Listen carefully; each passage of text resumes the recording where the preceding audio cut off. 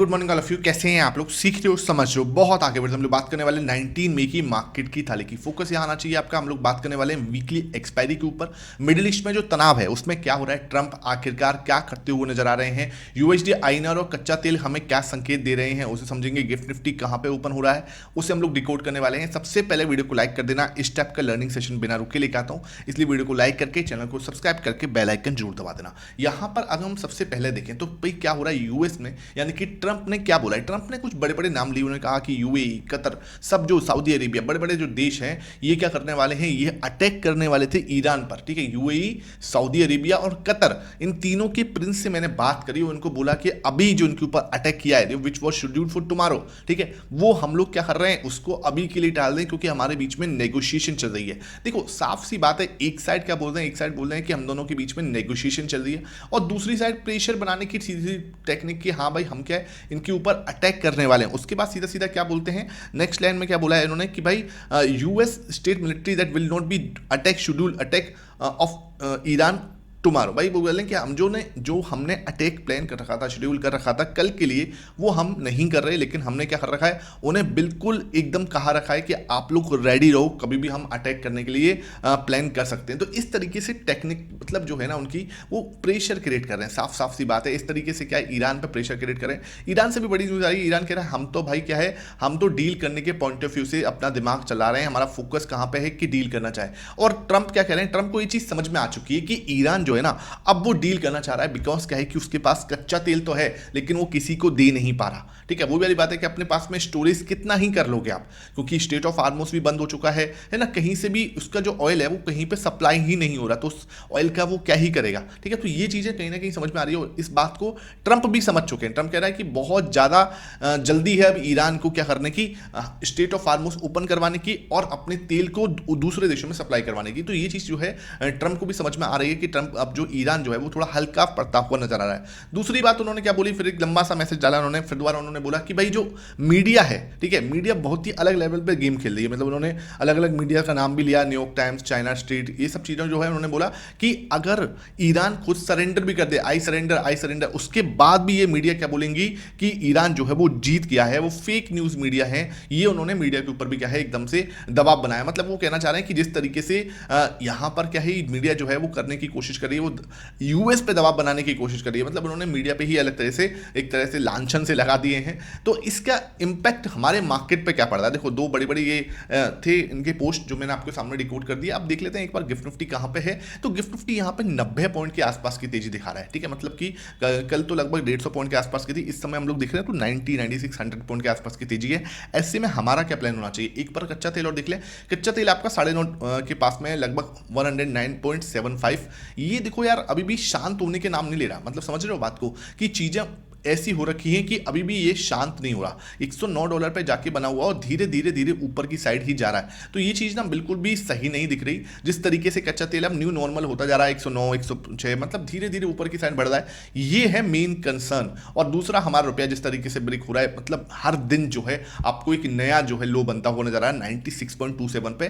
देखो पहले आपको समझना पड़ेगा कि हमारे देश के अंदर हर दिन 50 लाख बैरल जो है, 50 लाख बैरल जो है वो हमारा ऑयल जो है इंपोर्ट होता है हर दिन। अब आप सोचो कि भाई दो तरीके से हमें मार पड़ रही है। एक तो क्या कि कच्चा तेल जो पहले कितना चलता था, $60 पे चलता था, वो कहां पे पहुंच गया, $110 पे जाके खड़ा हो रहा है। और जो रुपया पहले 84 में चलता था वो कहां पे जा चुका है, 96 पर। अब आप सोचो कि भाई हमें 50 लाख बैरल ही पहले, क्या 6 महीने पहले भी 50 लाख बैरल ही लेते थे और अब भी हम 50 लाख बैरल ही लेते हैं, लेकिन अब डिफरेंस क्या हो गया है, 60 का 110 हो चुका है, 70 से 110 मान लो, 60 से, है ना। और ये भाई साहब 84 से 96, तो पेमेंट तो डॉलर में ही हो रही है। और पेमेंट जो डॉलर में हो रही है ना, अब आप देख रहे हो कि डिफरेंसेस जो पहले 6 मंथ पहले थे और अब की जो है वो बड़े हो चुके हैं, बहुत ज्यादा डिफरेंसेस जो है बन चुके हैं। और इसका इंपैक्ट हमारी इकोनॉमी को डायरेक्टली आ रहा है, क्योंकि हमें भाई देखो गोल्ड और सिल्वर आप भले ही नहीं इंपोर्ट करो, लेकिन कच्चा तेल तो हमें इंपोर्ट करना ही पड़ेगा और कोई रास्ता ही नहीं है हमारे पास में। और ये चीज़ जो है दोहरी मार जो है हमारे ऊपर पड़ रही है। तीसरा जो मेन इंपॉर्टेंट है वो है एआई की जो मार पड़ रही है हमारे ऊपर, कि आईटी सेक्टर जो है वो पूरी तरह से अभी डिस्टर्ब हुआ पड़ा है। कि क्या होगा किसी को कोई अंदाजा ही नहीं है कि किसकी जॉब जाएगी, किसकी जॉब नहीं जाएगी, कौन सी स्किल्स डेवलप करनी है, हर कोई अभी क्लूलेस है कि कितना बड़ा होने वाला है एआई। तो ये भी एक बड़ा एक संकट जो है हमारे देश में चल रहा है। तो तीन बड़े संकट एक साथ हमारे देश के ऊपर चलते हुए नजर आ रहे हैं। ऐसे में आपको क्या समझना है, ग्लोबल मार्केट एक बार देख लो। ग्लोबल मार्केट में यहाँ पे देखो जिस तरीके से बॉन्ड यील्ड, हमें यहाँ पे बॉन्ड यील्ड देखनी पड़ेगी, 4.6 पे जाके खड़ी हो गई। देखो 4.59 देख लो भाई, ये है यूएस की सबसे बड़ी।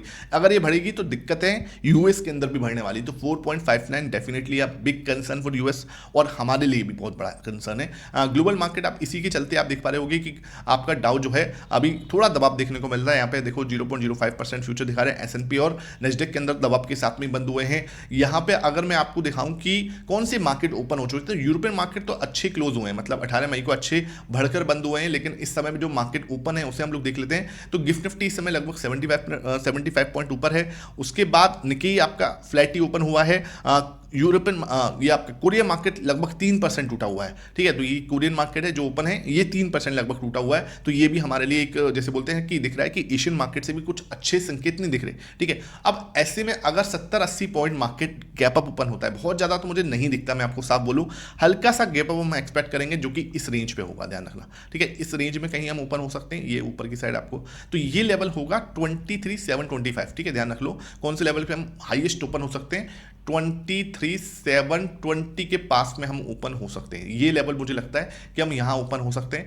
अगर हम यहां पे ओपन होते हैं, देखो ये लेवल ना फिर मेरे लिए रिजेक्शन जोन बनेगा, आप ध्यान रखना, क्योंकि मार्केट का पुट कॉल रेशियो जो है 1.33 है, ये बहुत ही ज्यादा अपर साइड पर है, पहली चीज। दूसरी चीज क्या, अगर मार्केट यहां पे ऐसे ओपन होता है तो 5 मिनट टाइम फ्रेम पे या 15 मिनट टाइम फ्रेम पे आपको एक आरएसआई डाइवर्जेंस सेटअप बनता हुआ नजर आएगा कि मार्केट ऊपर तो जा रहा है लेकिन ऊपर जाने के लिए अंदर बहुत ज्यादा स्ट्रेंथ नहीं है। तो हम यहां पे ही क्या, इस लेवल के बीच में कहीं इस लेवल के पास में हम क्या कर सकते हैं, एक रिजेक्शन जैसा फेस कर सकते हैं कि हमें मार्केट जो है यहां पर आपको एक रिजेक्शन लेता हुआ नजर आ सकता है। 23,727-25 इस रेंज में हम कहीं रिजेक्शन लेते हुए नजर आ सकते हैं और फर्दर गिरावट आ सकती है नीचे की।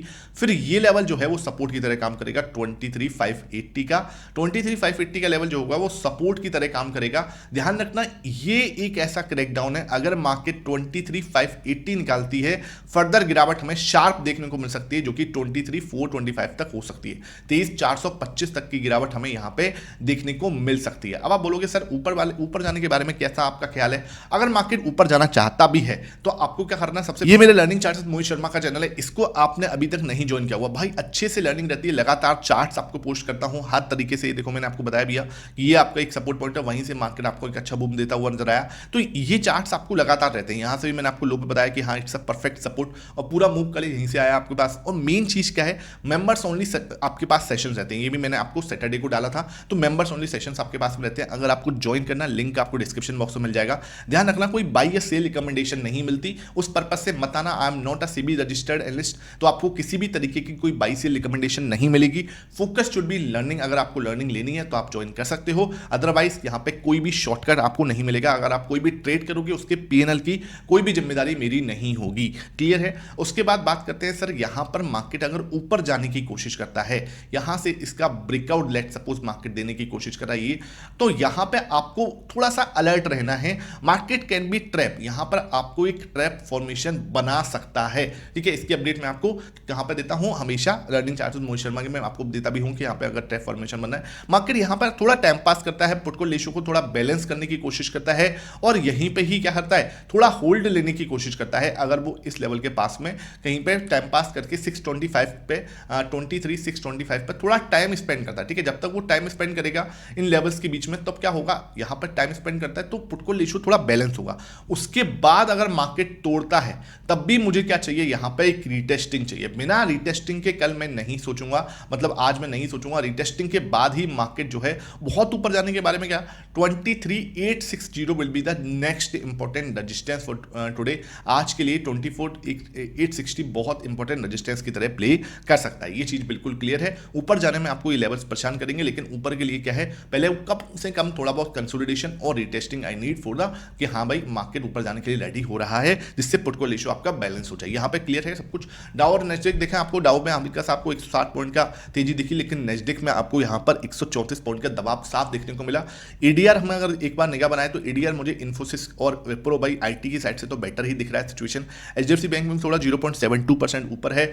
हल्का सा दबाव 0.73% का आईसीआईसी बैंक की साइड से, बाकी एडीआर आपको सही दिख रहे हैं, कहीं कोई ऐसा एक्सीडेंट होता हुआ नहीं दिख रहा है। बात करें गोल्ड एंड सिल्वर की, गोल्ड आपका फ्लैट ही है, $4500 के पास में सपोर्ट ले रहा है, सही है, कोई दिक्कत वाली बात नहीं। $4500 अच्छा सपोर्ट एरिया है, मार्केट वहां पे सपोर्ट लेता हुआ नजर आ रहा है। बात करते हैं सिल्वर की, सिल्वर आपका $78 पे जाके अटक रहा है। अब जो जोन है 78 से लेके 82 का, यहां पर मार्केट जो है सिल्वर जो है रजिस्टेंस ले रहा है, और 68 से लेके 72 की जोन ऐसा है जहां पे इसको सपोर्ट लेना है। इसके बीच में क्या है, अब ये टाइम पास कर रहा है, थोड़ा सा कंसोलिडेट कर रहा है, अच्छी बात है। थोड़ा देखो, थोड़ा कंसोलिडेशन करने के बाद बड़ा मूव आता है ना, मजा आता है, ठीक है। तो ये मुझे लगता है this is the resistance zone 78 to 82, और सपोर्ट आपका 68 to 72 वाला जो है, ये आपके पास अच्छा सपोर्ट जोन है, स्ट्रॉन्ग सपोर्ट जोन है, जो आपको सिल्वर होल्ड करने की कोशिश कर रहा है। उसके बाद आपको बात करें कच्चा तेल, मैंने आपको दिखाई दिया, यूएस आपका हमारा ये सिचुएशन हमने देखी ली। बात करते हैं डेटा की, डेटा हमें क्या संकेत देने की कोशिश कर रहा है। कल 3% करीब 2.59% जो है आपका प्रो खरीदारी करता हुआ नजर आया, 65 पर पहुंचा है। अच्छा, ये एक अच्छी चीज है कि मार्केट ऊपर गया है, उसके बाद भाई सबकी खरीदारी आई है, तो ये चीज थोड़ी सी बेटर दिख रही है मुझे। 65 पे इसका होना मार्केट के अंदर, सिंपल सी बात है कि इसको सच में लग रहा है कि मार्केट ऊपर जाना चाहिए। अब थोड़ा मुझे लगता है कि यार ऊपर तो जाएगा, क्योंकि ये भाई सब क्या है, स्विंग हाई करने, स्विंग एक बनाने के चक्कर में है कि हाँ यार स्विंग की एंट्री बन चुकी है, तो वहां से अपनी प्रॉफिट बुकिंग के बारे में सोचेंगे। तो अब मार्केट अगर 24,000 के ऊपर जाता है, तो ये अपनी प्रॉफिट बुकिंग के बारे में सोच रहा होगा। तो यहां से मार्केट के अंदर ना एक स्विंग तो बनना है, इसमें कहीं बहुत ज्यादा हमें डाउट नहीं करना चाहिए। अगेन मैं आपको बोल रहा हूं, हम 100% गलत हो सकते हैं, किसी भी तरीके की कोई बाई या सेल रिकमेंडेशन नहीं होती यहां पर। तो आप अपना जो भी आप ट्रेड करो, अपने फाइनेंशियल एडवाइजर से जरूर कंसल्ट करना, अदरवाइज आपको भारी लॉसेस हो सकते हैं। तो ये चीज क्या है, 2.6% ये बता रहा है कि यहां पे इसकी पोजीशन बड़ी हो रही है। और इतना आप ध्यान रखो कि इसकी पोजीशन बड़ी होने का मतलब क्या होता है, मोस्टली वहां पर एक स्विंग लो मार्केट वहां पे बनाने की कोशिश करता है। अगर मैं यहां पे पब्लिक को देखूं, 0.72% इन्होंने बेचा, 72 पे पहुंच चुके हैं, तो इनकी पोजीशन भी बड़ी है, यहां पे कोई टेंशन लेने वाली बात नहीं।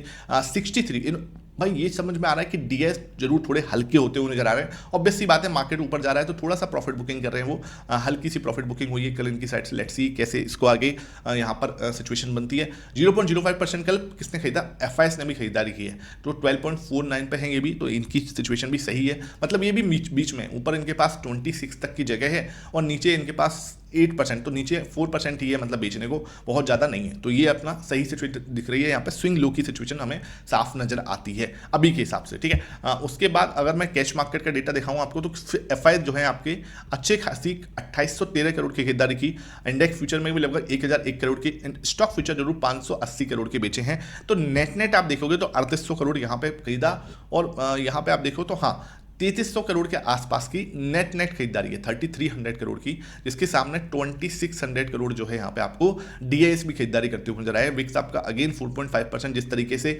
बयान ट्रम्प के आ रहे हैं तो ये बढ़ना तो ऑब्वियस सी बात है, तय है। निफ्टी आपका 6 पॉइंट बढ़ के बंद हुआ था, नाम मात्र का बढ़ा है, और सेंसेक्स भी हल्का सा 0.1% बढ़ के बंद हुआ। आई होप ये सेशन आपको समझ में आ रहा हो, तो वीडियो जरूर लाइक कर दिया करो। अब हम बात करते हैं मार्केट की थाली को सजाने की। प्राइस सेक्शन मुझे कैसा दिखता है, हल्का सा ऊपर जाके थोड़ा सा वेट एंड वॉच वाली सिचुएशन में है। मुझे लगता है मार्केट यहाँ पे थोड़ा पुट रेशो को बैलेंस करने की कोशिश करेगा। विक्स अगेन नेगेटिव है, gold and silver wait and watch ही दिख रहे हैं, अब नेगेटिव तो नहीं है, थोड़ा मुझे वेट एंड वॉच दिखते हैं।